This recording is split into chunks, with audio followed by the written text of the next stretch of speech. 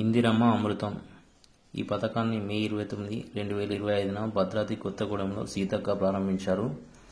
14 నుండి 18 సంవత్సరాల బాలికల్లో రక్తహీనత లేదా ఎనీమియా నివారించడం కోసం ఈ పథకాన్ని ప్రారంభించారు.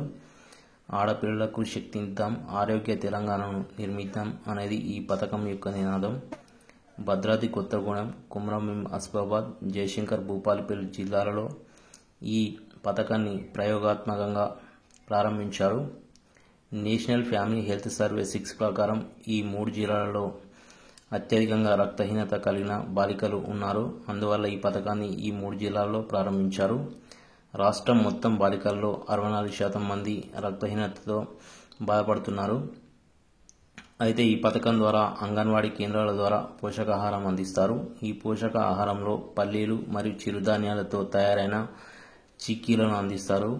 ఇవి నెలకు 30 చొప్పున అందిస్తారు. వీటిని ప్రతి 15 రోజులకు ఒకసారి 2 సార్లు అందిస్తారు.